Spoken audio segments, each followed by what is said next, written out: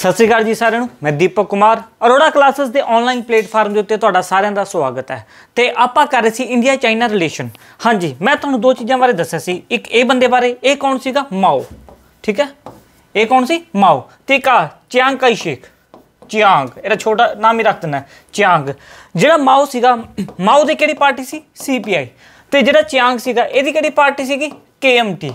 ਜਿਹੜਾ ਮਾਓ ਸੀਗਾ ਇਹ ਕੀ ਚਾਹੁੰਦਾ ਸੀਗਾ कम्यूनिज्म, ठीक है, कम्यूनिज्म यानी कि लोकतंत्र नहीं होना चाहिए। एक ही चाहता सीगा डेमोक्रेसी, कि डेमोक्रेसी होनी चाहिए है। तो उदों मुड़ के दोवां दी विचारधारा आपस दे विच टकरा जाती है। 1945 दे विच जदों जापान जिहड़ा सी वो खत्म हो जाता है, यानी कि उहदे हिरोशिमा नागासाकी बंब सुट दिंदे आ, उस तो बाद आ जिहड़ा माओ हुंदा, जिहड़ा कि बहुत उभर के नेता आया हुंदा, ये KMT जिहड़े हुंदे हैगे बंदे होंगे KMT वालियां दे, उन्होंने इन्नी बुरी तरीके नाल मारदा, इन्नी बुरी तरीके नाल मारदा, इत्थों मारना शुरू करदा इन्होंने नॉर्थ तो इधरले पासों दी, ते मारदा मारदा इन्हों ताइवान दे विच शिफ्ट कर दिंदा है, ठीक है। तो जिहड़ा अज दा ताइवान है वो इसे ही Chiang Kai shek KMT party जिहड़े डेमोक्रेसी की गल करदे सी वो ताइवान है। तो उस तो बाद दे विच जिहड़ा आह यानी कि चाइना है, ये चाइना माओ वाला चाइना, चेयरमैन माओ। हुण इहदी जिहड़ी पार्टी सीगी वो सी PRC, पीपल्स रिपब्लिक चाइना, यानी कि PRC। तो यही जी पार्टी सी वो सी RC, यानी कि रिपब्लिक ऑफ चाइना। उस तो बाद इत्थे कोई डेमोक्रेसी नहीं है, कोई लोकतंत्र नहीं है। ताइवान दे विच डेमोक्रेसी है, लोकतंत्र है इधरले पासे। हुण देखो इस तो बाद की हुंदा है, ठीक है। आ जिहड़ा माओ हुंदा पहलां तां इन्हां नूं मारदा, KMT वालिआं नूं बहुत बुरी तरीके नाल मारदा, ते एक आपदी आर्मी भी बनांदा, रैड आर्मी। वो रैड आर्मी इन्हां KMT वालिआं नूं घरों लभ लभ के मारदी, इदां दी आर्मी बनांदा, देखो इदां दी पूरी पूरी रैड आर्मी बनांदा। ते जिहड़ा माओ है, माओ यही नहीं करता कि हाँ भी कल्ले एक बार उन्होंने मार दिता कहानी खत्म। ये उदों मुड़ के जिन्ने भी लैंडलॉर्ड होंदे गए उन्होंने सारिਆਂ नूं मारना शुरू करता है। क्यों? क्योंकि एक कम्यूनिज्म की गल करता है, यानी कि जी जमीन है वो सरकार की है, सरकार डिसाइड करूगी कि किनू देनी है किनू नहीं देनी। कोई भी सरकार के खिलाफ बोल नहीं सकता। जे वो सरकार के खिलाफ बोलूगा ऐ नहीं पता लगता सवेरे वो जिंदा रहूगा या नहीं रहूगा। सरकार जिमें कर रही है, जो कर रही है वो चाइना की भलाई वास्ते कर रही है, वो यानी कि तरक्की वास्ते करी जाती है। तो उस तो बाद ये माओ ने फिर लैंडलॉर्ड नूं मारना शुरू किया, लैंडलॉर्ड नूं घरों कट के मारना शुरू किया, कल्ले कल्ले लैंडलॉर्ड नूं यानी कि मारना जो शुरू किया। तो इन्हां दा जिहड़ा निशान सीगा वो सीगा दाती ते हथौड़ा, यानी कि दाती ते हथौड़ा। ये लेबर पार्टी का निशान है, वही निशान जिहड़ा कि उहदे रशिया दे विच हुंदा, ते ये वही निशान जिहदी गल कार्ल मार्क्स करदा हुंदा है। हुण देखो पूरी दुनिया दे विच दो चाइना बन चुके हैं, एक China PRC people's republic of China, एक RC रिपब्लिक ऑफ चाइना। हुण इन्हां दोवां दे विच यह कन्फ्यूजन सी पूरी दुनिया नूं कि हाँ ये चाइना किहड़ा है। तो जिहड़े यानी कि वैसटर्न कंट्री है, जो यानी कि अमेरिका, इंग्लैंड, फ्रांस, जिहड़े कम्यूनिज्म कार्ल मार्क्स नूं बिल्कुल पसंद नहीं करते सी, वो की कहते हैं आ कोई चाइना चुइना है नहीं, ठीक है, ये चाइना है नहीं, आह चाइना है, इहनूं मान्यता नहीं दिंदे, ठीक है, इस नूं कोई पुछदा ही नहीं। उस तो बाद दे विच ये ते जवाहरलाल नेहरू ये पक्के दोस्त बन जाते हैं, दोवां दी पक्की दोस्ती हुंदी है। जवाहरलाल नेहरू अपने वो जिहड़ी भी कंट्री दे विच जांदे वो कहंदे कि देखो जी माओ ये चाइना दे लीडर है, ठीक है, ये है माओ ते ये चाइना दे लीडर है, ठीक है, यही है मेन चाइना। जवाहरलाल नेहरू हर एक बार यही गल कहते ते हरेक देश दे विच भी लैके जाते। ईवन जवाहरलाल नेहरू ने तो यह गल कही सी हिंदी चीनी भाई भाई, हिंदी चीनी भाई भाई। तो जवाहरलाल नेहरू माओ नूं यानी कि एक ग्रुप बनाया सीगा नॉन अलाइनमेंट मूवमेंट नेम, ਉਹਦੇ ਵਿੱਚ भी लैके गए तो माओ नूं समझाया देखो आपां यानी कि एशिया दे विच दो उभरदे हुए देश आ, ठीक है, पॉपूलेशन वाइज भी एरिया वाइज भी काफ़ी वड्डे आ। आपां की करना भी आपां एक अलग ग्रुप दे विच जाना, एक ग्रुप ए बनया होया सीगा, दूजा ग्रुप ए बनया होया सीगा, इन्हां दोवां ग्रुपां दे विच नहीं जाना। पर यानी कि जवाहरलाल नेहरू नूं कौन समझावे भाई चाइना, यानी कि चाइना दे विच जिहड़ा माओ आ वो तां स्टैलिन दी हैल्प नाल ही बनया सब जो कुछ बनया।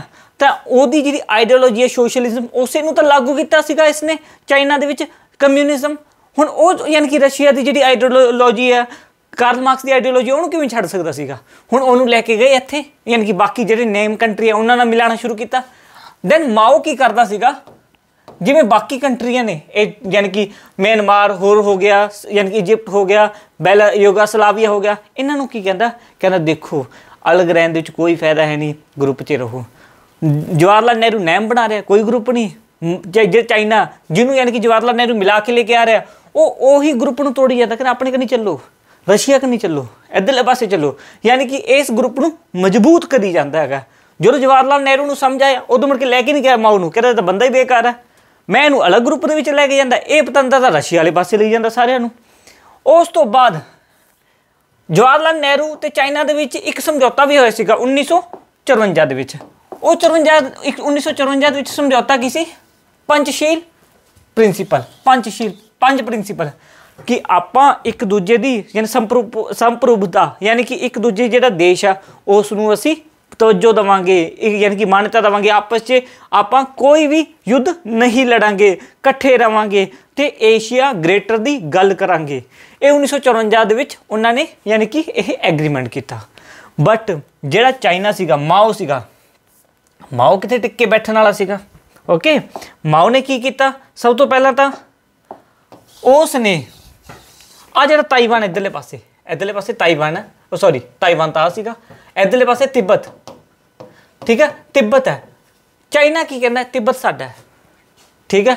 तो उदों बाद दे विच आपां यानी कि इसनूं चाइना दे विच मिलावांगे। इन्हां ने की कीता, तिब्बत दे उत्ते हमला कर दिता, ठीक है, अग्रैशन कर दिता। ये गल यूएनओ दे विच उठाई गई सीगी। बाकी जिहड़ी वैसटर्न कंट्री सी वो भारत नूं कह रही सी, कहना तुहाडे नाल देश दे उत्ते कब्जा हो जांदा, कहना तुसीं चुप करके बैठे हो, ठीक है, कुछ तो बोलो। वो कहंदा कि नहीं माओ नाल साडा समझौता होया पिया, आपां माओ दे इंटरनल मैटर विच नहीं बोलदे, पंचशील एग्रीमेंट होया पिया, आपां नहीं बोलना।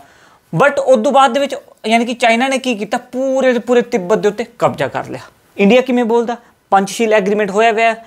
ते उस तो बाद जदों यानी कि एट्रोसिटीज यानी कि अत्याचार बहुत ज़्यादा वध गए माओ दे तिब्बत के उत्ते, आ देखो आ सीगा तिब्बत, ठीक है, इस तिब्बत के उत्ते माओ ने कब्जा कर लिया सीगा।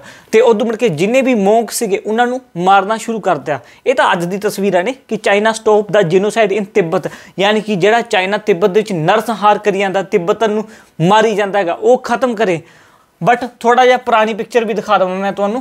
देखो इदा जेडे यानी कि मोंक सी ना, उन्होंने इदा गर्दन तो फड़ के लेके आए, जिन्ने भी चाइनीज सोल्जर सी, रैड आर्मी सी, उन्होंने फड़ के लेके आते तो उन्होंने मार देंगे। एक भी मोंक नूं उन्होंने नहीं छड्डिया। क्यों? क्योंकि वो कहते सी जिहड़ा तिब्बत आ वो किहदा हिस्सा, वो चाइना का हिस्सा, द ग्रेटर चाइना का हिस्सा है। तो ये तो अज दी तस्वीरां ने कि हाँ भी फ्री तिब्बत। अज भी वो लोग जिहड़े तिब्बतन हैगे आ वो विद्रोह करते हैं कि हाँ भी चाइना ने साडे उत्ते धक्के नाल कब्जा किया हुआ, तिब्बत नूं फ्री करो। वो अज भी लड़ रहे हैं आपदी आज़ादी दे लई। बट ये जिहड़ी तस्वीरां ने ये तो 1950 तो 1960 के विचकार है। तो भारत इस मसले के उत्ते बिल्कुल चुपचाप रहा। क्यों? क्योंकि पंचशील एग्रीमेंट होया हुआ सीगा ते वो उस इंटरनल मैटर दे विच बोल नहीं सकता सी। उदों बाद दे विच की हुंदा, जदों बहुत ज़्यादा अत्याचार वध जांदा तो यानी कि जिहड़ा वो हुंदा हैगा कि दलाई लामा उत्थों दा तिब्बत दा, वो यानी कि भूटान के रास्ते दे हुंदे होए इंडिया दे विच अरुणाचल प्रदेश दे विच आ जांदा। वो काफ़ी भारी गिनती दे विच आउंदा है पहाड़ां नूं टप के, ठीक है। क्योंकि जिहड़ा चाइना दे विच माओ एक मोंक नूं घरों कढ के मारी जांदा सीगा, कतलेआम शुरू कर रखिया सीगा। तो जदों ये भारत की शरण दे विच आ गया तो जवाहरलाल नेहरू कहता कि हुण तां बंदा भारत की शरण दे विच आ गया, ठीक है, हुण इहदी सुरक्षा इंडिया की हत्थ दे विच होऊगी। तो उस तो बाद चाइना की कहता तुसीं साडे इंटरनल मैटर दे विच इंटरफेयर क्यों करी जाते हो, तुसीं इंटरफेयर नहीं करना। उस तो बाद इंडिया ते चाइना के जिहड़े रिलेशन आ वो खराब होने शुरू हो गए। तो इंडिया ते चाइना दा यानी कि जिहड़ा बाउंड्री है उहनूं की कहंदे मैकमोहन लाइन। इंडिया ते चाइना की जिहड़ी बाउंड्री है उहनूं की कहंदे मैकमोहन लाइन, ठीक है।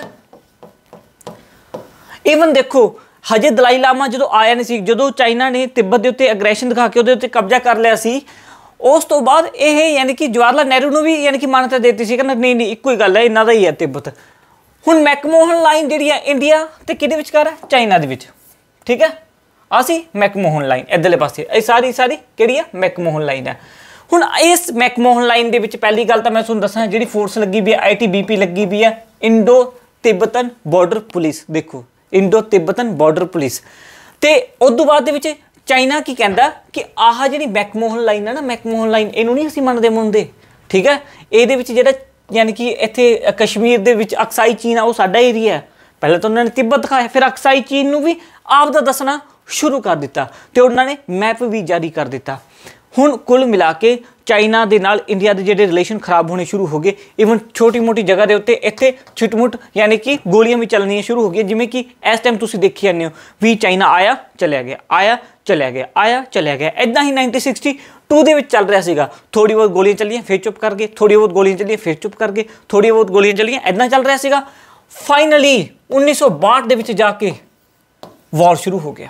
ਹੁਣ ਵਾਰ ਸ਼ੁਰੂ ਹੋਣ ਦੇ ਤੋਂ ਪਹਿਲਾਂ ਮੈਂ ਤੁਹਾਨੂੰ ਦੱਸਾਂ, ਇੱਕ ਬੰਦਾ ਸੀ ਆਪਣੇ ਤੇ ਡਿਫੈਂਸ ਮਿਨਿਸਟਰ, ਠੀਕ ਹੈ, ਉਹ ਸੀ V.K. ਕ੍ਰਿਸ਼ਨਨ ਮੈਨਨ, ਇਹ ਯਾਨੀ ਕਿ ਡਿਫੈਂਸ ਮਿਨਿਸਟਰ ਸੀ। ਹੁਣ ਇਸ ਬੰਦੇ ਨੂੰ ਜਦੋਂ ਡਿਫੈਂਸ ਮਿਨਿਸਟਰ ਬਣਾਇਆ ਗਿਆ ਸੀ, ਕਹਿੰਦਾ ਕਿ ਆਪਾਂ ਨੂੰ ਚਾਈਨਾ ਤੋਂ ਕੋਈ ਪ੍ਰੋਬਲਮ ਹੀ ਨਹੀਂ ਹੈ, ਚਾਈਨਾ ਦੀ ਕੋਈ ਦਿੱਕਤ ਨਹੀਂ ਹੈ, ਠੀਕ ਹੈ, ਸਾਰਾ ਕੁਝ ਓਕੇ ਹੈ। ਇਹ ਬੰਦੇ ਨੇ ਕੁਝ ਕਲੀਅਰ ਹੀ ਨਹੀਂ ਦੱਸਿਆ।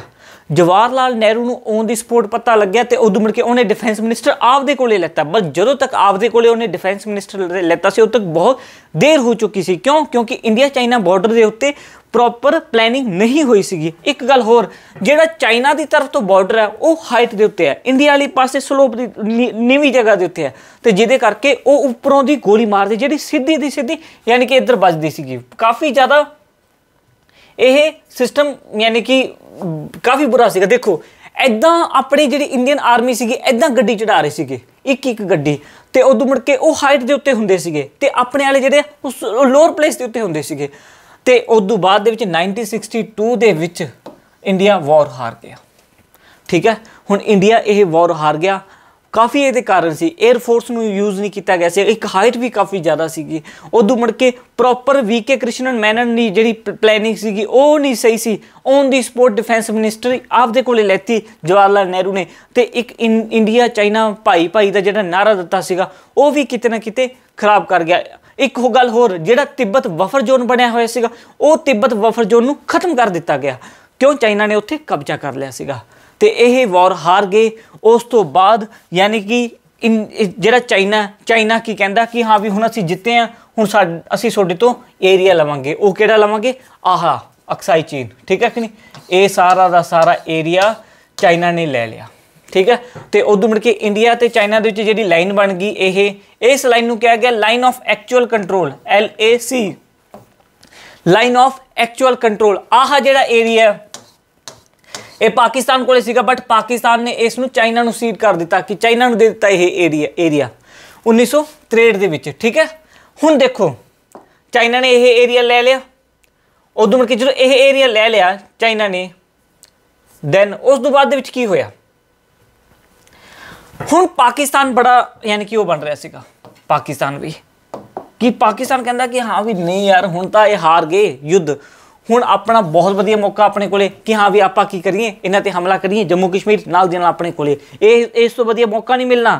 ਤੇ ਉਦੋਂ ਬਾਅਦ ਦੇ ਵਿੱਚ ਉਹਨਾਂ ਨੇ ਕੀ ਕੀਤਾ, 1965 ਦੇ ਵਿੱਚ ਇੱਕ ਗੁਜਰਾਤ ਦੇ ਵਿੱਚ ਇੱਕ ਜਗ੍ਹਾ ਕੰਜਰਕੋਟ, ਠੀਕ ਹੈ, ਕੰਜਰਕੋਟ ਦੇ ਉੱਤੇ ਉਸਨੇ ਹਮਲਾ ਕਰ ਦਿੱਤਾ, ਔਰ ਕੰਜਰਕੋਟ ਦੇ ਉੱਤੇ ਹਮਲਾ ਕਰਦੇ ਹੀ ਉਸ ਨੂੰ ਕਬਜ਼ੇ ਦੇ ਵਿੱਚ ਕਰ ਲਿਆ। ਹੁਣ ਇਹ ਜਿਹੜਾ ਇਲਾਕਾ ਕੰਜਰਕੋਟ ਦਾ ਕਬਜ਼ੇ ਦੇ ਵਿੱਚ ਕਰ ਲਿਆ, 75 ਸਕੁਆਇਰ ਕਿਲੋਮੀਟਰ ਯਾਨੀ ਕਿ 75 ਮਾਈਲਸ ਏਰੀਆ ਚਾਈਨਾ ਕੋਲ ਚਲਾ ਗਿਆ। UN ਉਹਦੇ ਵਿੱਚ ਮਾਮਲਾ ਗਿਆ। ਉਸ ਤੋਂ ਬਾਅਦ ਦੇ ਵਿੱਚ ਇਹ ਏਰੀਆ ਪਾਕਿਸਤਾਨ ਕੋਲ ਚਲਾ ਗਿਆ। ਪਾਕਿਸਤਾਨ ਵੀ ਹੁਣ ਪੂਰਾ ਦਾ ਪੂਰਾ ਤਗੜਾ ਹੋਇਆ ਹੋਇਆ ਕਿ ਹਾਂ ਵੀ ਹੁਣ ਤਾਂ ਆਪਾਂ ਹਰਾ ਦਾਂਗੇ, ਕੋਈ ਟੈਨਸ਼ਨ ਵਾਲੀ ਗੱਲ ਹੀ ਨਹੀਂ। ਉਦੋਂ ਮੁੜ ਕੇ ਉਹਨਾਂ ਨੇ ਇੱਕ ਆਪਰੇਸ਼ਨ ਚਲਾਇਆ, ਆਪਰੇਸ਼ਨ ਜਿਬਰਾਲਟਰ। ਇਹਦੇ ਵਿੱਚ ਉਹ ਕੀ ਕਹਿੰਦੇ ਕਿ ਇੱਕ ਨਾ ਪੁਲ ਪੈਂਦਾ ਹੈਗਾ ਜਿਹੜਾ ਯਾਨੀ ਕਿ ਇੰਡੀਆ ਨੂੰ ਜੰਮੂ ਕਸ਼ਮੀਰ ਦੇ ਨਾਲ ਜੋੜਦਾ। ਆਪਾਂ ਕੀ ਕਰਦੇ ਹਾਂ, ਇਸ ਪੁਲ ਨੂੰ ਤੋੜ ਦਾਂਗੇ। ਆਪਾਂ ਆਰਮੀ ਨੂੰ ਬਹਿਰੂਪੀਏ ਯਾਨੀ ਕਿ ਸਿਵਲ ਯੂਨੀਫਾਰਮ ਦੇ ਵਿੱਚ ਭੇਜਾਂਗੇ, ਉਹ ਵੀ ਭਾਰੀ ਗਿਣਤੀ ਦੇ ਵਿੱਚ ਉਹ ਅਟੈਕ ਕਰਦੇ ਜਾਣਗੇ, ਹਮਲਾ ਕਰਦੇ ਜਾਣਗੇ। ਇੱਕ ਇੱਧਰੋਂ ਦੀ ਪੁਲ ਤੋੜ ਦਾਂਗੇ, ਉਦੋਂ ਮੁੜ ਕੇ ਜੰਮੂ ਕਸ਼ਮੀਰ ਆਪਣੇ ਕੋਲੇ। ਤੇ ਜਿਵੇਂ ਉਹਨਾਂ ਨੇ ਪਲਾਨ ਕੀਤਾ ਸੀਗਾ, ਠੀਕ ਹੈ ਕਿ ਨਹੀਂ, ਉਹ ਉਵੇਂ ਸਕਸੈਸ ਨਹੀਂ ਹੋਇਆ। ਕਿਉਂ? ਕਿਉਂਕਿ ਜਿਹੜੇ ਬਹਿਰੂਪੇ ਭੇਜੇ ਸੀ ਉਹਨਾਂ ਨੇ ਆਪ ਦਾ ਪਲਾਨ ਆਪ ਹੀ ਪੋਲ ਖੋਲ ਦਿੱਤੀ। ਦੂਜੀ ਗੱਲ ਵੀ, ਇੱਕ ਵਾਰ ਤਾਂ ਉਹਨਾਂ ਨੇ ਕਬਜ਼ਾ ਵੀ ਕਰ ਲਿਆ ਸੀ ਜੰਮੂ ਕਸ਼ਮੀਰ ਦੇ ਉੱਤੇ, ਉਹਨਾਂ ਦਾ ਪੂਰਾ ਕਬਜ਼ਾ ਹੋ ਗਿਆ, ਪੁਲ ਟੁੱਟ ਚੁੱਕਿਆ ਸੀਗਾ। ਉਸ ਟਾਈਮ ਆਪਣੇ ਪ੍ਰਧਾਨ ਮੰਤਰੀ ਸੀਗੇ ਲਾਲ ਬਹਾਦੁਰ ਸ਼ਾਸਤਰੀ ਤੇ ਯਾਨੀ ਕਿ ਅਰਜੁਨ ਸਿੰਘ ਆਪਣੇ 에ਅਰ ਫੋਰਸ ਦੇ ਚੀਫ ਸੀਗੇ। ਉਹ ਕਹਿੰਦੇ ਕਿ ਜੰਮੂ ਕਸ਼ਮੀਰ ਨਾਲ ਆਪਣਾ ਕੋਈ ਕੰਟੈਕਟ ਹੀ ਨਹੀਂ ਆ, ਉਹਨਾਂ ਨੇ ਪੁਲ ਤੋੜ ਦਿੱਤਾ, ਕਬਜ਼ਾ ਕਰ ਰੱਖਿਆ ਹੈਗਾ, ਹੁਣ ਉੱਥੇ ਆਪਾਂ ਜਾ ਹੀ ਨਹੀਂ ਸਕਦੇ, ਹੁਣ ਕੀ ਕਰੀਏ? ਤਾਂ ਲਾਲ ਬਹਾਦੁਰ ਸ਼ਾਸਤਰੀ ਕਹਿੰਦੇ ਕਿ ਛੱਡੋ ਪਰੇ, ਆਪਾਂ ਜੰਮੂ ਕਸ਼ਮੀਰ ਕੰਨੀ ਝਾਕਣਾ ਹੀ ਨਹੀਂ, ਆਪਾਂ ਕੀ ਕਰਦੇ ਹਾਂ, ਇਹਨਾਂ ਦੇ ਉੱਤੇ ਹਮਲਾ ਬੋਲ ਦਿੰਦੇ ਆ। ਤਾਂ 1965 ਦੇ ਵਿੱਚ ਪਹਿਲੀ ਵਾਰ ਇੰਡੀਅਨ ਆਰਮੀ ਜਿਹੜੀ ਹੈਗੀ ਇੰਟਰਨੈਸ਼ਨਲ ਬਾਰਡਰ ਕ੍ਰਾਸ ਕਰਕੇ ਗਈ ਤੇ ਲਾਹੌਰ ਦੇ ਉੱਤੇ ਕਬਜ਼ਾ ਕਰ ਲਿਆ। ਤੇ ਉਸ ਤੋਂ ਬਾਅਦ ਇਹ ਲਾਹੌਰ ਦੇ ਉੱਤੇ ਕਬਜ਼ਾ ਕੀਤਾ ਤੇ ਇੰਡੀਆ ਨੇ ਪਾਕਿਸਤਾਨ ਨੂੰ ਹਰਾ ਦਿੱਤਾ। ਤੇ ਯੂਐਸਏ ਦੇ ਵਿੱਚ ਇੱਕ ਟਾਈਮ ਮੈਗਜ਼ੀਨ ਹੈ, ਉਹਦੇ ਵਿੱਚ ਇੱਕ ਖਬਰ ਛਪੀ, ਇਹ ਉੱਭਰਦਾ ਹੋਇਆ ਭਾਰਤ ਹੈ। ਇਹ ਯਾਨੀ ਕਿ ਹੁਣ ਇਹ ਪੁਰਾਣੀਆਂ ਗਲਤੀਆਂ ਤੋਂ ਸਮਝ ਚੁੱਕਿਆ, ਹੁਣ ਇਹ ਪਹਿਲਾਂ ਵਾਂਗੂ ਕਿਸੇ ਦੀ ਗੱਲਾਂ ਦੇ ਵਿੱਚ ਨਹੀਂ ਆਊਗਾ। ਤੇ ਉਸ ਤੋਂ ਬਾਅਦ ਇੱਕ ਹੋਰ ਵਾਰ ਹੋਇਆ 1967 ਦਾ ਵਾਰ, ਠੀਕ ਹੈ। ਇਹ 1967 ਦਾ ਵਾਰ ਹੋਇਆ ਸੀਗਾ। ਇਹ ਵਾਰ ਹੋਣ ਦਾ ਕਾਰਨ ਕੀ ਸੀਗਾ? ਦੇਖੋ, ਇਸ ਦੇ ਵਿੱਚ ਜਿਹੜਾ ਇੰਡੀਆ ਚਾਈਨਾ ਇੱਧਰਲੇ ਪਾਸੇ ਦੋ ਪਾਸ ਪੈਂਦੇ ਹੈਗੇ, ਠੀਕ ਹੈ ਕਿ ਨਹੀਂ, ਯਾਨੀ ਕਿ ਸਿੱਕਿਮ ਦੇ ਨਾਲ ਡੋਕਲਾਮ ਹੈਗਾ, ਇੱਕ ਦੀਪੂ ਪਾਸ ਹੈ, ਠੀਕ ਹੈ, ਇੱਕ ਯਾਨੀ ਕਿ ਇੱਕ 2-3 ਪਾਸ ਪੈਂਦੇ ਆ। ਇਸ ਪਾਸ ਦੇ ਉੱਤੇ ਚਾਈਨਾ ਕਹਿੰਦਾ ਕਿ ਹਾਂ ਇੱਕ ਇਹ ਦੋਵੇਂ ਪਾਸ ਸਾਡੇ ਹੈ। ਹੁਣ ਪਾਸ ਮੰਗਣੇ ਸ਼ੁਰੂ ਕਰਦੇ, ਰਾਸਤਾ ਹੁੰਦਾ ਦਰਾ ਹੁੰਦਾ ਹੈਗਾ, ਠੀਕ ਹੈ। ਹੁਣ ਉਹਨਾਂ ਨੂੰ ਮੰਗਣਾ ਸ਼ੁਰੂ ਕਰ ਦਿੱਤਾ, ਇੱਕ ਦੇ ਦਿੱਤਾ, ਉਹ ਕਹਿੰਦਾ ਦੂਜਾ ਵੀ ਸਾਡਾ ਹੀ ਹੈ। ਤੇ ਉਸ ਤੋਂ ਬਾਅਦ ਯਾਨੀ ਕਿ ਹੁਣ ਇੰਡੀਅਨ ਫੋਰਸਸ ਜੇ ਉਹ ਵੀ ਪਾਸ ਚਾਈਨਾ ਨੂੰ ਦੇ ਦਿੰਦੀ ਹੈ ਤਾਂ ਆਹ ਦੇਖੋ ਆਪਣੇ ਜਿਹੜਾ ਇਹ ਏਰੀਆ ਨਾ, ਇਹ ਐਕਚੁਅਲੀ ਯਾਨੀ ਕਿ ਇੱਕ ਤਰ੍ਹਾਂ ਦੀ ਮੁਰਗੇ ਦੀ ਗਰਦਨ ਹੈ, ਠੀਕ ਹੈ। ਮੰਨ ਕੇ ਚੱਲੋ ਇੱਥੇ ਤਲਵਾਰ ਰੱਖੀ, ਆਹ ਸਾਰਾ ਏਰੀਆ ਕੱਟ, ਠੀਕ ਹੈ ਕਿ ਨਹੀਂ। ਹੁਣ ਇਹ ਏਰੀਆ ਇਹ ਪਾਸ ਚਾਈਨਾ ਨੂੰ ਦੇਣਾ, ਇਹਦਾ ਮਤਲਬ ਕੀ ਆ, ਆਪਾਂ ਨਾਰਥ ਈਸਟ ਤੋਂ ਬਿਲਕੁਲ ਕੱਟ ਹੋ ਗਏ। ਉਹਨਾਂ ਨੇ ਕਦੋਂ ਮਰਜ਼ੀ ਇੱਥੇ ਕਬਜ਼ਾ ਕਰ ਲੈਣਾ, ਉਦੋਂ ਮੁੜ ਕੇ ਆਪਣਾ ਇੱਧਰ ਨਾਲ ਕੋਈ ਕੰਟੈਕਟ ਨਹੀਂ ਰਹੂਗਾ। ਕੁੱਲ ਮਿਲਾ ਕੇ ਨਾਰਥ ਈਸਟ ਖਤਰੇ ਦੇ ਵਿੱਚ ਸੀਗਾ। ਹੁਣ ਕੀ ਕੀਤਾ ਜਾਵੇ? ਤਾਂ ਉਦੋਂ ਮੁੜ ਕੇ ਇੰਡੀਆ ਨੇ ਕੀ ਕੀਤਾ, ਉਹ ਪਾਸ ਨਹੀਂ ਦਿੱਤਾ। ਤੇ 1967 ਦੇ ਵਿੱਚ ਇੱਕ ਛੋਟਾ ਜਿਹਾ ਯੁੱਧ ਹੋਇਆ, ਠੀਕ ਹੈ ਕਿ ਨਹੀਂ। 1967 ਦੇ ਸਾਈਨੋ ਇੰਡੀਆ ਵਾਰ, ਛੋਟਾ ਜਿਹਾ ਯੁੱਧ। ਇਸ ਯੁੱਧ ਦੇ ਵਿੱਚ ਆਪਣੇ ਯਾਨੀ ਕਿ ਆਰਮੀ ਨੇ ਘੱਟੋ ਘੱਟ 300-400 ਚਾਈਨੀਜ਼ ਨੂੰ ਮਾਰ ਦਿੱਤਾ। ਚਾਈਨੀਜ਼ ਘਬਰਾ ਗਏ, ਕਹਿੰਦੇ ਕਿ ਹਾਂ ਵੀ 1962 ਦਾ ਵੀ ਤਾਂ ਯੁੱਧ ਲੜਿਆ ਸੀਗਾ। ਇੰਨੀ ਭਾਰੀ ਗਿਣਤੀ ਦੇ ਵਿੱਚ ਜਦੋਂ ਚਾਈਨਾ ਵਾਲੇ ਨੂੰ ਠੋਕ ਦਿੱਤਾ ਆਪਣੇ ਵਾਲੇ ਨੇ, ਤੇ ਉਦੋਂ ਮੁੜ ਕੇ ਇੰਡੀਅਨ ਆਰਮੀ ਦਾ ਜਿਹੜਾ ਹੈ ਸੀਨਾ ਉਹ ਹੋਰ ਵੀ ਚੌੜਾ ਹੋ ਗਿਆ ਕਿ ਹਾਂ ਵੀ ਹੁਣ ਨਹੀਂ ਡਰਦੇ ਡੁਰਦੇ ਆਪਾਂ, ਠੀਕ ਹੈ। ਉਸ ਤੋਂ ਬਾਅਦ ਜਿਹੜੇ ਚਾਈਨਾ ਵਾਲੇ ਆ ਉਹ ਇੱਕ ਗੱਲ ਸਮਝ ਗਏ ਸੀ ਕਿ ਜੇ ਆਪਾਂ ਹੁਣ ਇੰਡੀਆ ਦੇ ਨਾਲ ਪੰਗਾ ਲੈਂਦੇ ਹਾਂ ਤਾਂ ਆਪਣਾ ਹੀ ਘਾਟਾ, ਤੇ ਆਪਣਾ ਘਾਟਾ ਹੋਊਗਾ। ਇਹਦਾ ਮਤਲਬ ਕਿ ਜੇ ਹੁਣ ਇੰਡੀਆ ਜਿੱਤ ਗਿਆ ਤਾਂ ਜਿਹੜਾ ਯਾਨੀ ਕਿ ਅਕਸਾਈ ਚੀਨ ਹੈ, ਤਿੱਬਤ ਹੈ, ਇਹ ਫਰੀ ਕਰਵਾ ਲੂਗਾ, ਠੀਕ ਹੈ। ਉਸ ਤੋਂ ਬਾਅਦ ਜਿਹੜਾ ਚਾਈਨਾ ਉੱਥੇ ਹੀ ਚੁੱਪ ਕਰ ਗਿਆ। ਤੇ 1967 ਤੋਂ ਬਾਅਦ ਆਪਣੇ ਤੇ ਚਾਈਨਾ ਦਾ ਉਦੋਂ ਮੁੜ ਕੇ ਕੋਈ ਰੌਲਾ ਨਹੀਂ ਪਿਆ। ਪਰ ਚਾਈਨਾ ਆਪਣੀ ਹਰਕਤਾਂ ਤੋਂ ਬਾਜ਼ ਨਹੀਂ ਆਇਆ। ਚਾਈਨਾ ਕੀ ਕਰਦਾ ਸੀਗਾ?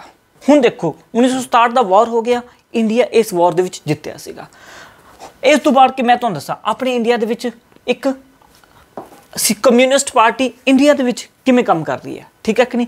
ਜਿਵੇਂ ਤੁਸੀਂ ਨਕਸਲਵਾਦ ਦੇਖ ਰਹੇ ਹੋ, ਇਹ ਨਕਸਲਵਾਦ ਕੀ ਹੈ, ਇਹਦੇ ਉੱਤੇ ਵੀ ਛੋਟੀ ਜਿਹੀ ਕਹਾਣੀ ਦੱਸਦਾ। ਦੇਖੋ 1920 ਦੇ ਵਿੱਚ ਆਪਣੇ ਇੰਡੀਆ ਦੇ ਵਿੱਚ ਇੱਕ ਬੰਦਾ ਸੀ MN ਰॉय, ਠੀਕ ਹੈ, ਜਿਹੜਾ ਕਮਿਊਨਿਸਟ ਪਾਰਟੀ ਦਾ ਗਠਨ ਕਰਦਾ ਹੈਗਾ। ਹੁਣ ਕਮਿਊਨਿਸਟ ਪਾਰਟੀ ਯਾਨੀ ਕਿ ਉਹ ਹੀ ਲੈਨਿਨ ਦੀ ਵਿਚਾਰਧਾਰਾ ਨਾਲ ਪ੍ਰੇਰਿਤ, ਠੀਕ ਹੈ ਕਿ ਨਹੀਂ। ਉੱਦਾਂ ਹੀ ਇਹ ਲੈਨਿਨ ਦੇ ਨਾਲ ਮਿਲ ਕੇ ਆਇਆ MN ਰॉय।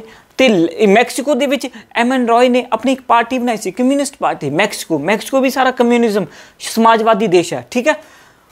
ਹੁਣ ਇਹ MN ਰॉय ਦੀ ਬਣਾਈ ਹੋਈ ਪਾਰਟੀ 1949 ਦੇ ਵਿੱਚ ਜਦੋਂ 47 ਦੇ ਵਿੱਚ ਭਾਰਤ ਆਜ਼ਾਦ ਹੋਇਆ, ਇਹ ਜਿਹੜੀ ਪਾਰਟੀ ਹੈ ਇਹ ਕੀ ਕਹਿੰਦੀ ਹੈ, ਭਾਰਤ ਦੀ ਆਜ਼ਾਦੀ ਯਾਨੀ ਕਿ ਹਜੇ ਕੰਪਲੀਟ ਨਹੀਂ ਹੋਈ। ਕਿਉਂ ਨਹੀਂ ਹੋਈ?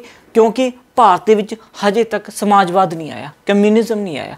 ਜਦੋਂ ਕਮਿਊਨਿਜ਼ਮ ਭਾਰਤ ਦੇ ਵਿੱਚ ਆ ਗਿਆ, ਉਸ ਤੋਂ ਬਾਅਦ ਆਪਾਂ ਇਸ ਉੱਤੇ ਯਾਨੀ ਕਿ ਕਹਾਂਗੇ ਕਿ ਵਾਕਈ ਭਾਰਤ ਦੇ ਵਿੱਚ ਸਹੀ ਕਮਿਊਨਿਜ਼ਮ ਆ ਚੁੱਕਿਆ।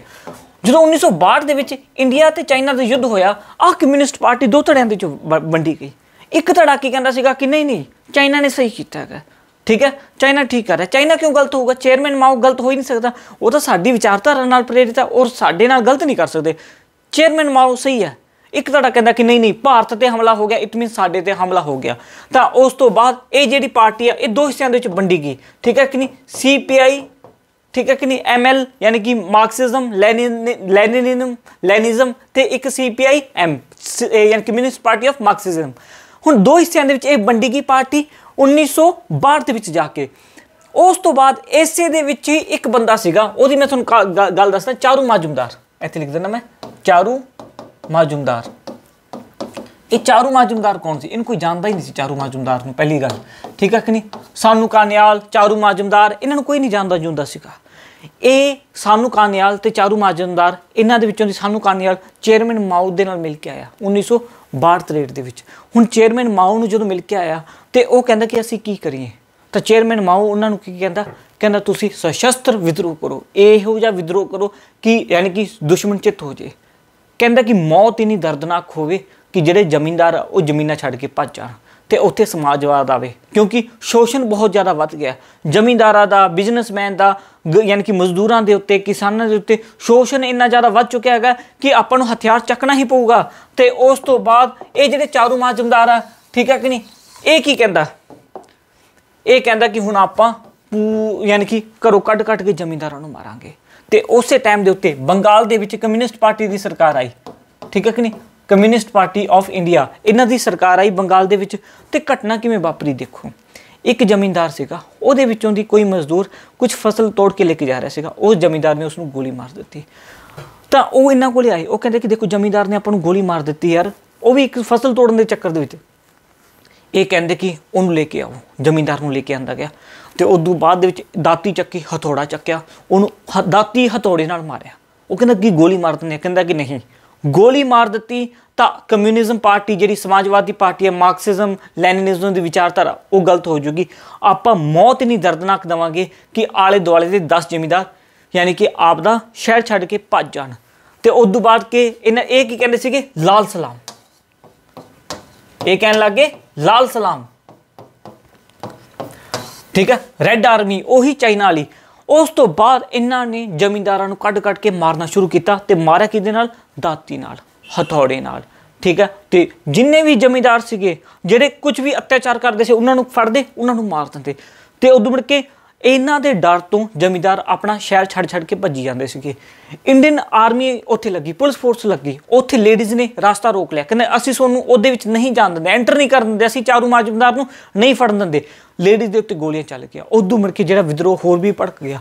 ਇਸ ਤੋਂ ਬਾਅਦ ਚਾਰੂ ਮਾਜੂਮਦਾਰ ਜਿਹੜਾ ਸੀਗਾ, ਇਹਨਾਂ ਨੇ ਬੜੇ ਜ਼ਮੀਨਦਾਰ ਪੱਛਮ ਬੰਗਾਲ ਦੇ ਵਿੱਚ ਮਾਰੇ, ਬਹੁਤ ਜ਼ਿਆਦਾ ਮਾਰੇ, ਭਾਰੀ ਗਿਣਤੀ ਦੇ ਵਿੱਚ ਮਾਰੇ। ਮੌਤ ਇੰਨੀ ਦਰਦਨਾਕ ਸੀਗੀ ਕਿ ਮੌਤ ਯਾਨੀ ਕਿ ਰੂਹ ਕੰਬ ਜੇ ਬੰਦੇ ਦੀ, ਇੰਨੀ ਦਰਦਨਾਕ ਮੌਤ ਮਾਰਦੇ ਸੀਗੇ। ਬਾਅਦ ਦੇ ਵਿੱਚ ਇਸ ਨੂੰ ਫੜ ਲਿਆ ਗਿਆ, ਚਾਰੂ ਮਾਜੂਮਦਾਰ ਨੂੰ। ਜਦੋਂ ਇਸ ਨੂੰ ਫੜ ਲਿਆ ਗਿਆ ਤਾਂ ਉਦੋਂ ਬਾਅਦ ਦੇ ਵਿੱਚ ਇਸ ਨੂੰ ਇੰਨਾ ਟੌਰਚਰ ਕੀਤਾ ਗਿਆ, ਪੁਲਿਸ ਕਸਟਡੀ ਦੇ ਵਿੱਚ ਇੰਨਾ ਟੌਰਚਰ ਕੀਤਾ ਗਿਆ, ਇਸ ਦੀ ਪੁਲਿਸ ਕਸਟਡੀ ਦੇ ਵਿੱਚ ਹੀ ਮੌਤ ਹੋ ਗਈ ਚਾਰੂ ਮਾਜੂਮਦਾਰ ਦੀ। ਤੇ ਇਹ ਜਿਹੜਾ ਬੰਦਾ ਸੀਗਾ, ਇਹ ਇੱਥੇ ਨੀਂਹ ਪੱਥਰ ਰੱਖ ਕੇ ਨਕਸਲਵਾਦ ਦਾ, ਠੀਕ ਹੈ, ਭਾਰਤ ਦੇ ਵਿੱਚ ਨਕਸਲਵਾਦ। ਦੇਖੋ ਆ red corridor belt, red corridor ਦਾ ਮਤਲਬ ਕੀ ਹੈ, ਯਾਨੀ ਕਿ ਲਾਲ ਸਲਾਮ, ਲਾਲ ਸਲਾਮ ਉਹੀ ਰੈੱਡ ਆਰਮੀ ਤੋਂ ਪ੍ਰੇਰਿਤ ਹੈ। ਤੇ ਇਹ ਭਾਰਤ ਦੇ ਯਾਨੀ ਕਿ ਪੱਛਮ ਬੰਗਾਲ ਤੋਂ ਲੈ ਕੇ ਇੱਧਰਲੇ ਪਾਸੇ ਇਹ ਬਹੁਤ ਵੱਡੀ ਬੈਲਟ ਬਣੀ ਹੋਈ ਹੈ। ਹੁਣ ਇਹ ਜਦੋਂ ਇੰਡੀਆ ਆਪਣੀ ਜਿਹੜੀ ਇੰਡੀਅਨ ਆਰਮੀ ਹੈ ਉਹ ਕੀ ਕਹਿੰਦੀ, ਸੈਕਿੰਡ ਪਾਕਿਸਤਾਨ ਹੈ, ਇਹ ਦੂਸਰਾ ਪਾਕਿਸਤਾਨ, ਠੀਕ ਹੈ। ਇਹਦੇ ਉੱਤੇ ਇੱਕ ਮੂਵੀ ਵੀ ਬਣੀ ਹੋਈ ਹੈ ਚੱਕਰਵਿਊਹ, ਜੇ ਤੁਸੀਂ ਦੇਖਣੀ ਹੋਵੇ ਤਾਂ ਉਹ ਦੇਖ ਸਕਦੇ ਹੋ। ਉਸ ਤੋਂ ਬਾਅਦ ਦੇ ਵਿੱਚ ਇਹ ਰੈੱਡ ਆਰਮੀ ਬਣ ਗਈ ਇੱਧਰਲੇ ਪਾਸੇ। ਹੁਣ ਇੰਡੀਅਨ ਜਿਹੜੀ CRPF ਹੈ ਉਹ ਇਹਨਾਂ ਨੂੰ ਯਾਨੀ ਕਿ ਖਤਮ ਕਰਨ ਤੇ ਲੱਗੀ ਹੋਈ ਹੈ ਕਿ ਹਾਂ ਵੀ ਅਸੀਂ ਨਕਸਲਵਾਦ ਭਾਰਤ ਵਿੱਚ ਖਤਮ ਕਰਨਾ। ਹੁਣ ਇਹ ਜਿਹੜਾ ਨਕਸਲਵਾਦ ਹੈ, ਇਸ ਨੂੰ ਹਥਿਆਰ ਕੌਣ ਪ੍ਰੋਵਾਈਡ ਕਰਦਾ ਹੈਗਾ, ਇੱਧਰੋਂ ਦੀ ਚਾਈਨਾ ਇਸ ਨੂੰ ਹਥਿਆਰ ਪ੍ਰੋਵਾਈਡ ਕਰਦਾ ਕਿ ਇੱਥੇ ਕੋਈ ਵੀ ਤੁਸੀਂ ਫੈਕਟਰੀ ਬਿਜ਼ਨਸ ਕੁਛ ਨਹੀਂ ਲੱਗਣ ਦੇਣਾ ਜਦੋਂ ਤੱਕ ਉਹ ਪੂੰਜੀਵਾਦ ਦਾ ਹੈਗਾ। ਤੁਸੀਂ ਇਹਦੇ ਵਿੱਚ ਸਮਾਜਵਾਦ ਲੈ ਕੇ ਆਉਣਾ ਹੈਗਾ, ਯਾਨੀ ਕਿ ਕਮਿਊਨਿਜ਼ਮ ਲੈ ਕੇ ਆਉਣਾ ਹੈਗਾ, ਕਾਮਰੇਡ, ਵਾਮਪੰਥੀ ਇਹ ਹੋਣੇ ਚਾਹੀਦੇ ਆ। ਤੇ ਅੱਜ ਤੱਕ 2020 ਤੱਕ ਇੰਡੀਅਨ ਆਰਮੀ ਨਕਸਲਵਾਦ ਦੇ ਨਾਲ ਲੜ ਰਹੀ ਹੈ। ਤੇ ਨਕਸਲਵਾਦ ਯਾਨੀ ਕਿ ਹਰੇਕ ਇਸ ਸਟੇਟ ਦੇ ਵਿੱਚ ਇਹਨਾਂ ਦੀਆਂ ਜੜ੍ਹਾਂ ਦੇ ਵਿੱਚ ਬੈਠਿਆ ਹੋਇਆ ਹੈ, ਪਿੰਡਾਂ ਦੇ ਵਿੱਚ ਬੈਠਿਆ ਹੋਇਆ ਹੈਗਾ।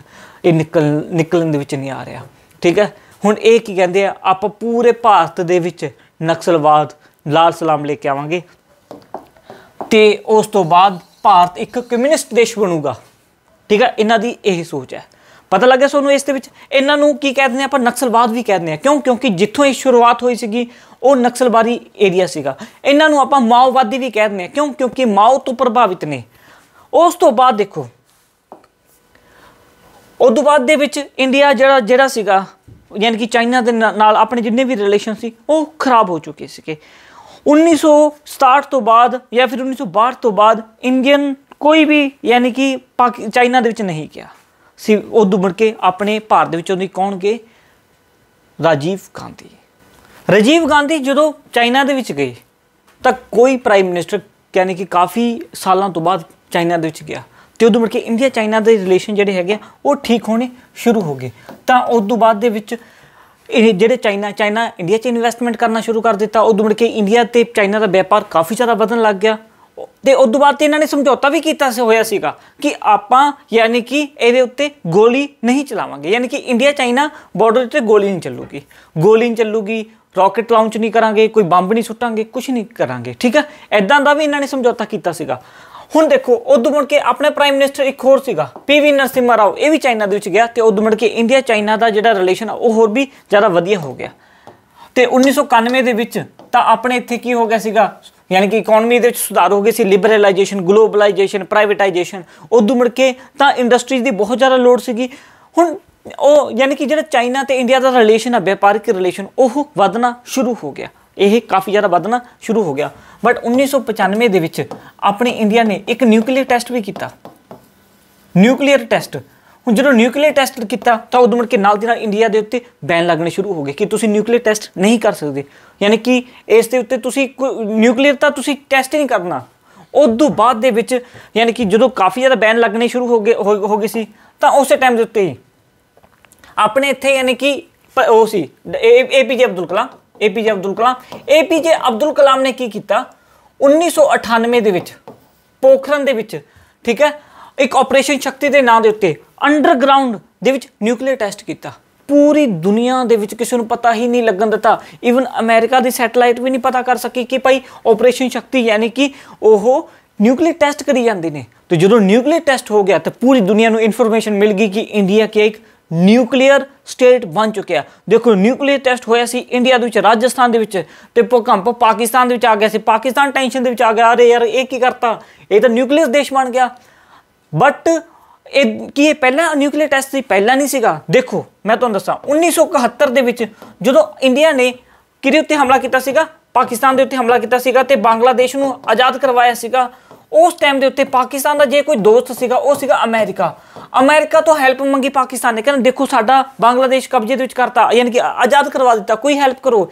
ਅਮਰੀਕਾ ਨੇ ਕੀ ਕੀਤਾ, ਇੰਡੀਆ ਨੂੰ ਹਰਾਉਣ ਵਾਸਤੇ ਇੱਕ ਯਾਨੀ ਕਿ ਉਹ ਭੇਜੀ ਸੀ ਯੁੱਧਪੋਤ ਨੇਵੀ, ਯਾਨੀ ਕਿ ਲੜਾਕੂ ਵਿਮਾਨ ਜੋ ਸਮੁੰਦਰ ਦੇ ਵਿੱਚ ਹੁੰਦਾ। ਉਹ ਕੀ ਕਹਿੰਦੇ ਆਪਾਂ ਕੀ ਕਰਾਂਗੇ, ਇੱਥੇ ਲਗਾ ਲਾਂਗੇ ਇਸ ਨੂੰ, ਨਾਲ ਦੀ ਨਾਲ ਬੰਗਲਾਦੇਸ਼ ਦੇ ਉੱਤੇ ਹਮਲਾ, ਬੰਗਲਾਦੇਸ਼ ਫਿਰ ਪਾਕਿਸਤਾਨ ਕੋਲੇ।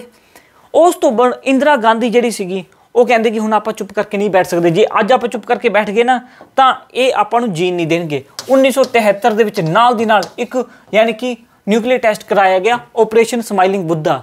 ਬੇਸ਼ੱਕ ਦੀ ਉਹ ਕਾਮਯਾਬ ਨਹੀਂ ਹੋ ਸਕਿਆ, ਪਰ ਪੂਰੀ ਦੁਨੀਆ ਦੇ ਵਿੱਚ ਇੱਕ ਮੈਸੇਜ ਚੱਲਿਆ ਗਿਆ ਕਿ ਇੰਡੀਆ ਜਿਹੜਾ ਉਹ ਚੁੱਪ ਕਰਕੇ ਬੈਠਣ ਵਾਲਿਆਂ ਦੇ ਵਿੱਚ ਨਹੀਂ ਹੈ। ਜੇ ਮੰਨ ਕੇ ਚਲੋ ਜੋ ਇੰਡੀਆ ਦੀ ਬਾਉਂਡਰੀ ਦੇ ਵਿੱਚ ਆਊਗਾ ਉਸ ਨੂੰ ਆਪਾਂ ਉਡਾ ਦੇਵਾਂਗੇ। ਆਪਰੇਸ਼ਨ ਸਮਾਈਲਿੰਗ ਬੁੱਧਾ ਦੇ ਨਾਂ ਦੇ ਉੱਤੇ 1973 ਦੇ ਵਿੱਚ ਇੱਕ ਨਿਊਕਲੀਅਰ ਟੈਸਟ ਕੀਤਾ ਗਿਆ। ਜਦੋਂ ਇਹ ਨਿਊਕਲੀਅਰ ਟੈਸਟ ਕੀਤਾ ਗਿਆ ਤਾਂ ਉਸੇ ਟਾਈਮ ਦੇ ਉੱਤੇ ਇੱਕ NSG ਵੀ ਬਣਿਆ, ਨਿਊਕਲੀਅਰ ਸਪਲਾਇਰ ਗਰੁੱਪ, ਠੀਕ ਹੈ ਕਿ ਨਹੀਂ, ਯਾਨੀ ਕਿ ਨਿਊਕਲੀਅਰ ਸਪਲਾਇਰ ਗਰੁੱਪ। ਆਹ ਕੀ ਹੈ, NSG ਕੀ ਹੈ? ਦੇਖੋ NSG ਦੇ ਵਿੱਚ ਇੰਡੀਆ ਉਸ ਦਾ ਮੈਂਬਰ ਹੈ ਨਹੀਂ, ਇੰਡੀਆ NSG ਦਾ ਮੈਂਬਰ ਹੈ ਨਹੀਂ। ਕਿਉਂ ਬਣਿਆ ਹੈ ਨਿਊਕਲੀਅਰ ਸਪਲਾਇਰ ਗਰੁੱਪ? ਦੇਖੋ ਐਕਚੁਅਲੀ ਬਣਾਇਆ ਤਾਂ ਇੰਡੀਆ ਨੂੰ ਕਾਊਂਟਰ ਕਰਨ ਵਾਸਤੇ ਹੀ ਸੀਗਾ। ਇਹ ਕਿਉਂ ਬਣਾਇਆ ਗਿਆ ਸੀ? ਕਿਉਂਕਿ ਇੰਡੀਆ ਨਿਊਕਲੀਅਰ ਟੈਸਟ ਕਰ ਰਿਹਾ ਸੀਗਾ, ਨਿਊਕਲੀਅਰ ਨੂੰ ਬਣਾਉਣ ਵਾਸਤੇ ਕੀ ਚਾਹੀਦਾ ਹੁੰਦਾ, ਯੂਰੇਨੀਅਮ ਇੰਡੀਆ ਕੋਲ ਨਹੀਂ ਹੈ। ਯੂਰੇਨੀਅਮ ਕਿਹੜੇ ਕੰਟਰੀ ਕੋਲ ਆ, ਯਾਨੀ ਕਿ ਕੈਨੇਡਾ ਹੋ ਗਿਆ, ਰਸ਼ੀਆ ਹੋ ਗਿਆ, ਮੰਗੋਲੀਆ ਹੋ ਗਿਆ, ਆਸਟ੍ਰੇਲੀਆ ਹੋ ਗਿਆ। ਦੇਖੋ ਮੰਗੋਲੀਆ ਵੀ ਇਸ ਦਾ ਮੈਂਬਰ ਨਹੀਂ ਹੈ। ਤੇ ਉਦੋਂ ਮੁੜ ਕੇ ਆਪਣੇ ਇੰਡੀਆ ਨੂੰ ਕੋਈ ਵੀ ਯੂਰੇਨੀਅਮ ਨਹੀਂ ਦੇਊਗਾ, ਇਹ ਇਸ ਦੇ ਵਿੱਚ ਦੱਸਿਆ ਗਿਆ। ਬਟ ਦੇਖੋ ਕੈਨੇਡਾ ਨੇ ਤਾਂ 1973 ਤੋਂ ਬਾਅਦ ਬੰਦ ਕਰਤਾ, ਠੀਕ ਹੈ, ਬਾਕੀ ਕੰਟਰੀ ਨੇ, ਆਸਟ੍ਰੇਲੀਆ ਨੇ ਵੀ ਬੰਦ ਕਰਤਾ ਸੀਗਾ। ਬਟ ਆਪਾਂ ਨੂੰ ਯੂਰੇਨੀਅਮ ਕੋਈ ਦਿੰਦਾ ਰਿਹਾ ਤਾਂ ਆਪਣਾ ਪੱਕਾ ਦੋਸਤ ਰਸ਼ੀਆ ਆਪਾਂ ਨੂੰ ਹਮੇਸ਼ਾ ਯੂਰੇਨੀਅਮ ਪ੍ਰੋਵਾਈਡ ਕਰਦਾ ਰਿਹਾ। ਕਹਿੰਦਾ ਕੋਈ ਨਹੀਂ, ਟੈਨਸ਼ਨ ਨਾ ਲਓ, ਕਹਿੰਦਾ ਜਦੋਂ ਤੱਕ ਆਪਾਂ ਤੁਹਾਡੇ ਨਾਲ ਹੈ, ਠੀਕ ਹੈ, ਉਦੋਂ ਤੱਕ ਸਾਨੂੰ ਕੋਈ ਨਹੀਂ ਕੁਝ ਕਹਿ ਸਕਦਾ। ਤੇ ਉਸ ਤੋਂ ਬਾਅਦ ਇੰਡੀਆ ਨੂੰ ਯੂਰੇਨੀਅਮ ਮਿਲਦਾ ਰਿਹਾ। 2014 ਵਿੱਚ ਮੋਦੀ ਸਰ ਨੇ ਮੰਗੋਲੀਆ ਦੇ ਨਾਲ ਐਗਰੀਮੈਂਟ ਕੀਤਾ, ਆਸਟ੍ਰੇਲੀਆ ਦੇ ਨਾਲ ਕੀਤਾ, ਕੈਨੇਡਾ ਦੇ ਨਾਲ ਕੀਤਾ। ਕਹਿੰਦਾ ਆਪਾਂ ਨਿਊਕਲੀਅਰ એનર્ਜੀ ਨੂੰ ਯਾਨੀ ਕਿ ਪ੍ਰੋਡਿਊਸ ਕਰਨਾ, ਕਿਸੇ ਦੇ ਉੱਤੇ ਹਮਲਾ ਕਰਨ ਵਾਸਤੇ ਨਹੀਂ, ਯੂਰੇਨੀਅਮ ਦਿਓ ਸਾਨੂੰ। ਉਦੋਂ ਮੁੜ ਕੇ ਕੈਨੇਡਾ ਨੇ ਵੀ ਦੇਣਾ ਸ਼ੁਰੂ ਕਰਤਾ, ਮੰਗੋਲੀਆ ਨੇ ਵੀ, ਆਸਟ੍ਰੇਲੀਆ ਨੇ ਵੀ, ਸਭ ਨੇ ਯਾਨੀ ਕਿ ਆਪਾਂ ਨੂੰ ਯੂਰੇਨੀਅਮ ਦੇਣਾ ਸ਼ੁਰੂ ਕਰ ਦਿੱਤਾ। ਯੂਰੇਨੀਅਮ ਆਪਾਂ ਨੂੰ ਮਿਲ ਹੀ ਜਾਂਦਾ, ਇਸ ਵਿੱਚ ਕੋਈ ਦਿੱਕਤ ਵਾਲੀ ਗੱਲ ਹੈ ਨਹੀਂ। ਬਟ ਦਿੱਕਤ ਕੀ ਹੈ ਵੀ ਮੈਂਬਰ ਹੈ ਨਹੀਂ। ਜੇ ਮੈਂਬਰ ਹੋਵੇ ਫਿਰ ਆਪਾਂ ਕਿਵੇਂ ਮਰਜ਼ੀ ਚੱਕ ਸਕਦੇ ਹਾਂ। ਕੱਲ ਨੂੰ ਜੇ ਰੋਕ ਲੱਗ ਗਈ ਤਾਂ ਕੀ ਕਰ ਲਾਂਗੇ, ਕੁਝ ਵੀ ਨਹੀਂ ਕਰ ਸਕਦੇ, ਦੇਈ ਜਾਂਦੇ। ਇਹ ਤਾਂ ਚਲੋ ਭਾਈਬੰਦੀ ਹੈ, ਮੋਦੀ ਦੀ ਬਣੀ ਹੋਈ ਹੈ ਪੂਰੀ ਦੁਨੀਆ ਦੇ ਵਿੱਚ, ਬੰਦਾ ਠੀਕ ਹੈ ਵਿਚਾਰਾ। ਉਸ ਤੋਂ ਬਾਅਦ ਯਾਨੀ ਕਿ 1998 ਦੇ ਵਿੱਚ ਜਦੋਂ ਆਪਾਂ ਆਪਰੇਸ਼ਨ ਸ਼ਕਤੀ ਦੇ ਨਾਂ ਤੇ ਨਿਊਕਲੀਅਰ ਦੇਸ਼ ਬਣ ਗਿਆ, ਅਮਰੀਕਾ ਨੇ ਬੈਨ ਕਰਤਾ ਇੰਡੀਆ ਦੇ ਵਿੱਚ, ਕਹਿੰਦਾ ਕੋਈ ਬਿਜ਼ਨਸ ਰਿਲੇਸ਼ਨ ਨਹੀਂ ਹੈ ਸਾਡਾ ਇੰਡੀਆ ਨਾਲ, ਇੰਡੀਆ ਤਾਂ ਨਿਊਕਲੀਅਰ ਦੇਸ਼ ਬਣੀ ਜਾਂਦਾ। ਬਟ ਅਗਲੇ ਹੀ ਸਾਲ 1999 ਦੇ ਵਿੱਚ ਅਮਰੀਕਾ ਨੂੰ ਸਮਝਾਇਆ, ਕਹਿੰਦਾ ਇਹ ਤਾਂ ਵਧੀਆ ਗੱਲ ਹੈ, ਇੰਡੀਆ ਮੈਂ ਯਾਨੀ ਕਿ ਨਿਊਕਲੀਅਰ ਦੇਸ਼ ਬਣ ਗਿਆ, ਚਾਈਨਾ 'ਤੇ ਹਮਲਾ ਕਰੂਗਾ। ਚਾਈਨਾ ਨੂੰ ਟੈਨਸ਼ਨ ਦੇ ਵਿੱਚ ਪਾ ਕੇ ਰੱਖ ਦਿੱਤਾ। ਉਸ ਤੋਂ ਬਾਅਦ ਜਦੋਂ ਚਾਈਨਾ ਨੂੰ ਇਹਨਾਂ ਨੇ ਟੈਨਸ਼ਨ ਦੇ ਵਿੱਚ ਪਾ ਕੇ ਰੱਖ ਦਿੱਤਾ, ਚਾਈਨਾ ਕਹਿੰਦਾ ਕਮਾਲ ਦੀ ਗੱਲ ਹੈ, ਤੁਸੀਂ ਸਾਨੂੰ ਘੇਰਨਾ। ਤਾਂ ਉਸ ਤੋਂ ਬਾਅਦ ਦੇ ਵਿੱਚ ਅਮਰੀਕਾ ਕਹਿੰਦਾ ਕੋਈ ਗੱਲ ਨਹੀਂ, ਤੁਸੀਂ ਬਣਾ ਲਿਆ ਨਿਊਕਲੀਅਰ ਵੈਪਨ, ਕੋਈ ਦਿੱਕਤ ਵਾਲੀ ਗੱਲ ਨਹੀਂ, ਹੁਣ ਤੁਸੀਂ ਇੱਕ ਨਿਊਕਲੀਅਰ ਦੇਸ਼ ਹੋ। ਓਕੇ, ਅਤੇ ਚਾਈਨਾ ਅਤੇ ਇੰਡੀਆ ਯਾਨੀ ਕਿ ਚਾਈਨਾ ਅਤੇ ਇੰਡੀਆ ਦਾ ਜਿਹੜਾ ਯਾਨੀ ਕਿ ਜੇ ਯੁੱਧ ਹੁੰਦਾ ਤਾਂ ਚਾਈਨਾ ਨੂੰ ਕਾਊਂਟਰ ਕੀਤਾ ਜਾ ਸਕਦਾ, ਉਹ ਵੀ ਨਿਊਕਲੀਅਰ ਸ਼ਕਤੀ ਦੇ ਨਾਲ ਹੀ ਕਾਊਂਟਰ ਕੀਤਾ ਜਾ ਸਕਦਾ। ਦੇਖੋ ਇੰਡੀਆ ਨੇ ਨਿਊਕਲੀਅਰ ਬੰਬ ਜਿਹੜਾ ਬਣਾਇਆ ਉਹ ਰੀਟੈਲੀਏਟ ਵਾਸਤੇ ਹੈ, ਯਾਨੀ ਕਿ ਜੇ ਆਪਣੇ ਉੱਤੇ ਕੋਈ ਹਮਲਾ ਕਰੂਗਾ, ਨਿਊਕਲੀਅਰ ਬੰਬ ਸੁੱਟੂਗਾ, ਦੈਨ ਸੁੱਟਿਆ ਜਾਊਗਾ। ਐਵੇਂ ਹੈ ਨਹੀਂ ਪਹਿਲਾਂ ਹੀ ਸੁੱਟ ਦੋ, ਜਿਵੇਂ ਪਾਕਿਸਤਾਨ ਨੇ ਵੀ ਉਦੋਂ ਮੁੜ ਕੇ ਨਿਊਕਲੀਅਰ ਬੰਬ ਬਣਾ ਲਏ ਸੀ। ਹੁਣ ਪਾਕਿਸਤਾਨ ਹਰ ਵਾਰ ਐਂ ਕਹਿੰਦਾ ਕਿ ਜੇ ਲੜਾਈ ਹੁੰਦੀ ਹੈ ਤਾਂ ਨਿਊਕਲੀਅਰ ਦੇਸ਼ ਆਪਾਂ ਹਮਲਾ ਕਰ ਦਾਂਗੇ, ਨਿਊਕਲੀਅਰ ਬੰਬ ਸੁੱਟ ਦਾਂਗੇ, ਨਿਊਕਲੀਅਰ ਬੰਬ ਸੁੱਟ ਦਾਂਗੇ, ਇੱਦਾਂ ਹੀ ਧਮਕੀ ਦਿੰਦਾ ਰਹਿੰਦਾ ਬਸ। ਹੋਰ ਉਹਦੇ ਕੋਲ ਕੋਈ ਕੰਮ ਹੈ ਨਹੀਂ। ਹੁਣ ਜਿਹੜਾ ਪ੍ਰੈਜੈਂਟ ਹੈ, ਪ੍ਰੈਜੈਂਟ ਇਸ਼ੂ ਕੀ ਹੈ? ਦੇਖੋ ਪ੍ਰੈਜੈਂਟ ਇਸ਼ੂ ਦੇਖ ਲਓ, ਤੁਹਾਨੂੰ ਵੈਸੇ ਪਤਾ ਹੀ ਹੈ ਪ੍ਰੈਜੈਂਟ ਕੀ ਇਸ਼ੂ ਹੈ। 2019 ਦੇ ਵਿੱਚ ਤੁਹਾਨੂੰ ਪਤਾ ਇੱਕ ਧਾਰਾ ਸੀਗੀ, ਆਰਟੀਕਲ 370 ਹਟਾਈ ਨਰਿੰਦਰ ਮੋਦੀ ਨੇ, ਕਿ ਜੰਮੂ ਕਸ਼ਮੀਰ ਦੇ ਵਿੱਚ ਜਿਹੜੀ ਧਾਰਾ ਲੱਗੀ ਪਈ ਹੈਗੀ ਆ, ਠੀਕ ਹੈ ਕਿ ਨਹੀਂ, ਉਹ ਹਟਾ ਦਿੱਤੀ ਗਈ, ਧਾਰਾ 370 ਹਟਾ ਦਿੱਤੀ ਗਈ। ਹੁਣ ਇਹ ਜਦੋਂ ਧਾਰਾ 370 ਹਟਾਈ, ਪਾਕਿਸਤਾਨ ਪੂਰਾ ਬੋਖਲਾਇਆ ਹੋਇਆ, ਸਾਰੇ ਦੇਸ਼ਾਂ ਕੋਲੇ ਗਿਆ, ਸਾਊਦੀ ਅਰਬੀਆ ਕੋਲੇ ਗਿਆ, ਈਰਾਨ ਕੋਲੇ ਗਿਆ, ਤੁਰਕੀ ਕੋਲੇ ਗਿਆ, ਸਭ ਕੋਲੇ ਗਿਆ। ਉਸ ਤੋਂ ਬਾਅਦ ਦੇ ਵਿੱਚ ਉਹ ਯਾਨੀ ਕਿ ਚਾਈਨਾ ਕੋਲੇ ਗਿਆ, ਚਾਈਨਾ ਨੂੰ ਕਹਿੰਦਾ ਕੁਛ ਕਰੋ। ਫਿਰ ਚਾਈਨਾ ਕੀ ਕਹਿੰਦਾ, ਦੇਖੋ ਇਹਨਾਂ ਨੇ ਆਪਣਾ ਨਵਾਂ ਮੈਪ ਇਸ਼ੂ ਕੀਤਾ ਹੈਗਾ, ਧਾਰਾ 370 ਹਟਾਈ ਆ, ਆਪਾਂ ਵੀ ਨਵਾਂ ਮੈਪ ਇਸ਼ੂ ਕਰਦੇ ਹਾਂ। ਚਾਈਨਾ ਨੇ ਨਵਾਂ ਮੈਪ ਇਸ਼ੂ ਕਰ ਦਿੱਤਾ, ਠੀਕ ਹੈ, ਕਹਿੰਦਾ ਕਿ ਆਹ ਜਿਹੜਾ ਏਰੀਆ ਉਹ ਸਾਡੇ ਏਰੀਏ ਦੇ ਵਿੱਚ ਹੈ। ਚਾਈਨਾ ਨੇ ਫਿਰ ਯਾਨੀ ਕਿ ਨਵਾਂ ਮੈਪ ਇਸ਼ੂ ਕਰ ਦਿੱਤਾ। ਇਹਨਾਂ ਨੇ ਵੀ, ਨੇਪਾਲ ਵਾਲੇ ਨੇ ਨਵਾਂ ਮੈਪ ਇਸ਼ੂ ਕਰ ਦਿੱਤਾ, ਕਹਿੰਦਾ ਆਹ ਜਿਹੜਾ 400 ਸਕੁਆਇਰ ਕਿਲੋਮੀਟਰ ਦਾ ਏਰੀਆ ਨਾ, ਠੀਕ ਹੈ, ਇਹ ਸਾਡਾ ਹੈ। ਇਹ ਨੇਪਾਲ ਕਹਿੰਦਾ ਕਿਉਂ? ਹੁਣ ਨੇਪਾਲ ਕਿਉਂ ਇੱਦਾਂ ਦਾ ਕਰ ਰਿਹਾ? ਐਕਚੁਅਲੀ ਇਹ ਵੀ ਕਿਹੜੀ ਪਾਰਟੀ ਹੈ? ਕਮਿਊਨਿਸਟ ਪਾਰਟੀ ਹੈ, ਕਮਿਊਨਿਸਟ ਪਾਰਟੀ ਆਫ ਨੇਪਾਲ। ਹੁਣ ਤੁਹਾਨੂੰ ਪਤਾ ਇਹ ਵੀ ਕਮਿਊਨਿਸਟ ਹੈ, ਉਹ ਵੀ ਕਮਿਊਨਿਸਟ ਹੈ, ਵਿਚਾਰਧਾਰਾ ਤਾਂ ਇੱਕੋ ਹੀ ਹੈ। ਉਦੋਂ ਮੁੜ ਕੇ ਪਾਕਿਸਤਾਨ ਨੇ ਵੀ ਨਵਾਂ ਮੈਪ ਇਸ਼ੂ ਕਰ ਦਿੱਤਾ। ਪਾਕਿਸਤਾਨ ਨੇ ਤਾਂ ਲਦਾਖ ਤੱਕ ਦਾ ਏਰੀਆ ਆਪਦੇ ਏਰੀਏ 'ਚ ਦਿਖਾ ਦਿੱਤਾ, ਮੈਪ ਇਸ਼ੂ ਕਰ ਦਿੱਤਾ, ਠੀਕ ਹੈ। ਅਕਸਾਈ ਚੀਨ ਨੂੰ ਵੀ ਆਪਦੇ ਏਰੀਏ 'ਚ ਦਿਖਾਤਾ। ਚਾਈਨਾ ਕਹਿੰਦਾ ਕਮਾਲ ਦੀ ਗੱਲ ਹੈ, ਤੈਨੂੰ ਮੈਪ ਇਸ਼ੂ ਕਰਨ ਵਾਸਤੇ ਆਖੇ ਤੂੰ ਤਾਂ ਸਾਡਾ ਏਰੀਆ ਵੀ ਆਪਦੇ 'ਚ ਦਿਖਾਤਾ। ਕਹਿੰਦਾ ਉਹ ਗਲਤੀ ਹੋ ਗਈ, ਆਪਾਂ ਹੁਣ ਨਹੀਂ ਦਿਖਾਉਂਦੇ। ਚਾਈਨਾ ਨੇ ਕੀ ਕੀਤਾ, ਇੱਕ ਮੀਟਿੰਗ ਹੋਈ ਸੀਗੀ, ਇਹ ਸ਼ੰਘਾਈ ਕੋਆਪਰੇਸ਼ਨ ਆਰਗੇਨਾਈਜੇਸ਼ਨ, ਇੱਕ ਮੀਟਿੰਗ ਹੋਈ ਆ। ਉਸ ਮੀਟਿੰਗ ਦੇ ਵਿੱਚ ਇਮਰਾਨ ਖਾਨ ਸਾਹਮਣੇ ਬੈਠੇ, ਪਿੱਛੇ ਮੈਪ ਦਿਖਾਈ ਜਾਂਦੇ ਆ, ਜਿਹਦੇ ਵਿੱਚ ਜੰਮੂ ਕਸ਼ਮੀਰ ਆਪਦੇ ਏਰੀਏ 'ਚ ਦਿਖਾ ਰਹੇ ਆ। ਜੂਨਾਗੜ੍ਹ ਉਹਦੇ ਏਰੀਏ 'ਚ ਹੈ ਹੀ ਨਹੀਂ, ਉਹ ਵੀ ਆਪਦੇ ਏਰੀਏ ਦੇ ਵਿੱਚ ਦਿਖਾ ਰਹੇ ਆ।